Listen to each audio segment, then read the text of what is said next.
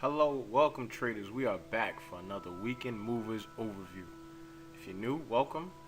We'd like to definitely welcome you to a great series that I'm starting, where we're looking to focus on the pairs that's really going to be moving in the following week.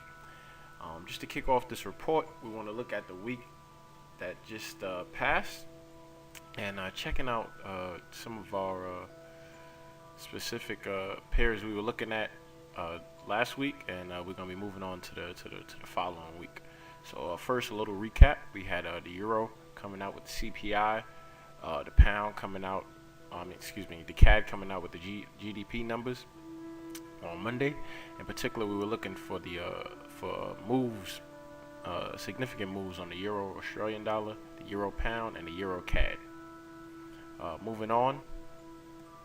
Throughout the week, we had the interest rates coming out on the Australian dollar.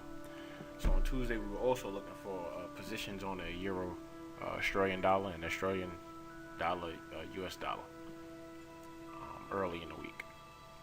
As the week progressed, you can see we were looking for positions on the Australian dollar as well. If we weren't in any already, the way pretty much I like to look at this is I like to get in entries early in the week in particular, and just allow the momentum to push me to my targets later in the week. But if I didn't get any valid setups with my particular trading system, you're more than welcome to continue to look for entries on these pairs later in the week. During Wednesday, we had trade balance that came out at 9:30, which was forecast to pretty much move the Australian dollar pretty strongly. We're going to take a look at that in a minute. In addition, on Wednesday we had the ADP non-farm numbers, which should have moved this pair significantly as well. In addition to the Australian dollar retail numbers, which should have further moved the Australian dollar. Later on in the week, we had more news on the dollar. Big report non-farm. So with that being said, that's some of the bigger movers and shakers, and as you can see, there was some news, pretty much on the dollar, which gave dollar some strength there. Also, retail numbers on the Australian dollar came out a bit worse than expected, so that caused some weakness in the Australian dollar. Same thing with the trade balance, weak numbers, so some weakness on the Australian dollar. So we're going to see all of this reflected in the price action, and now that we're speaking of price action, why don't we take it on over to it? So here we are on the Euro Australian dollar 15-minute chart. The week started here, and we were looking for a short position, or a position on the Euro Australian dollar, in particular in the beginning of the week.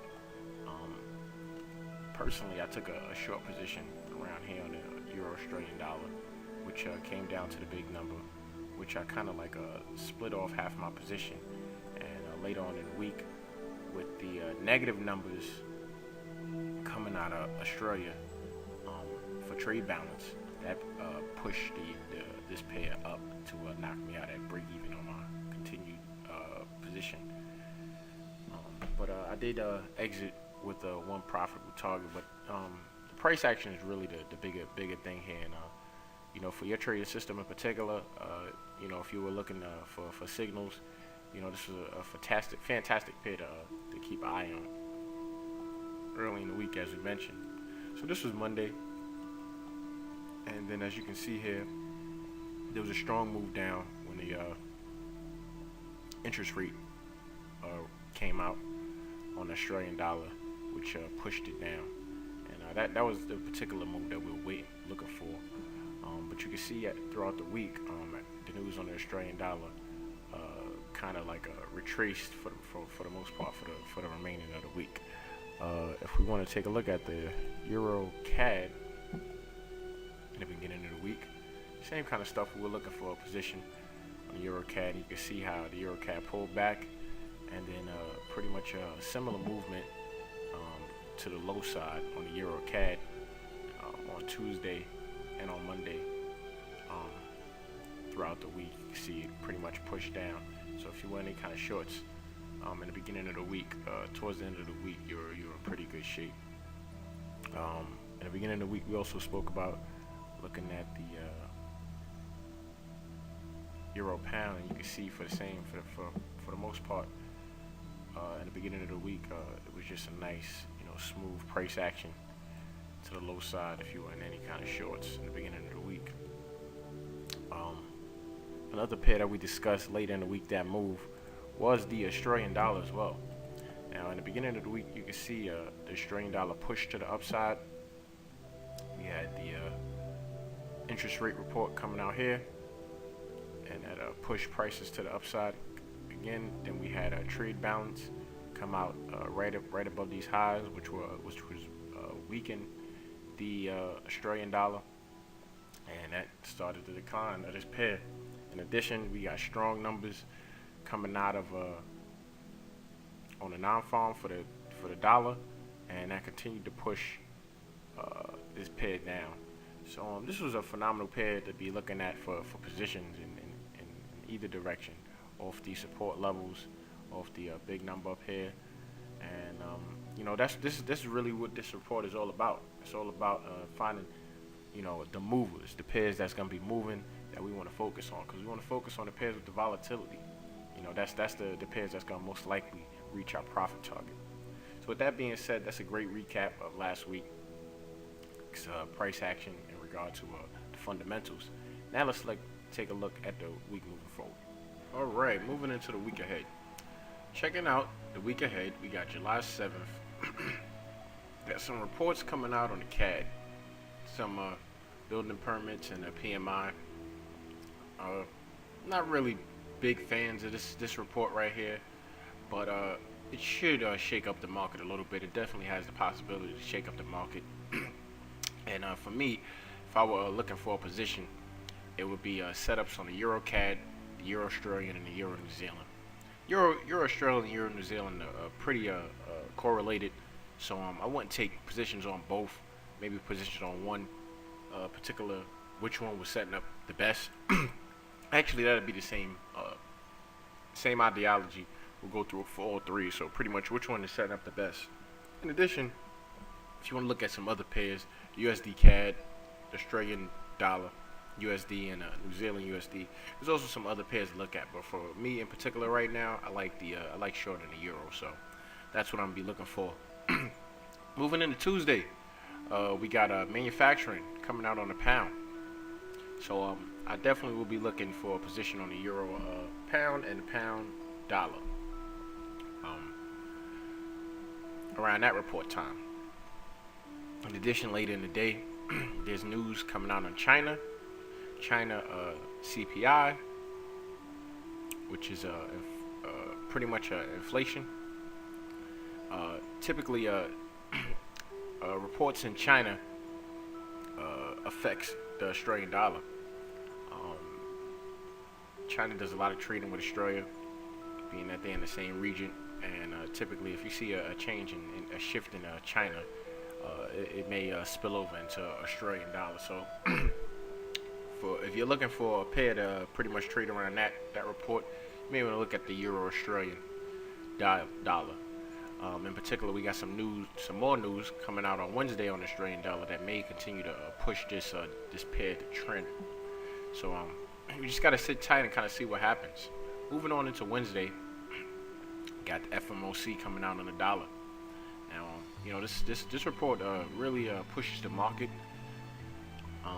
The last one, I think it really wasn't too much, but in the past it has pushed the market significantly. So you could keep your eyes open to see if there's some movement on the dollar pairs. For me in particular, I'm gonna be keeping an eye on the Euro USD and the Pound USD. Later on in the day, as we mentioned, we got some more news coming out in Australia, unemployment. And if you want to keep an eye on some pairs, some good pairs to focus on would be the Euro Australian dollar and the Australian dollar US dollar. That's on Wednesday. Moving on to Thursday, more news coming out in China, trade balance.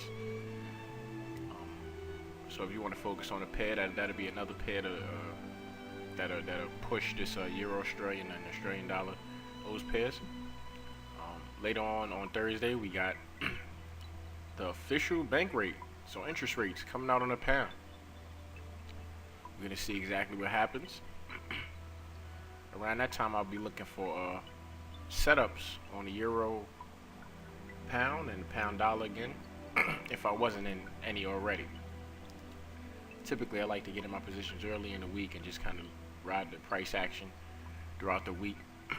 But we'll see if I'm not in any positions come Thursday. These are the pairs I'll be looking for. Moving on to Friday, employment change coming out on the CAD. So some pairs to focus on will be the Euro CAD and the USD CAD.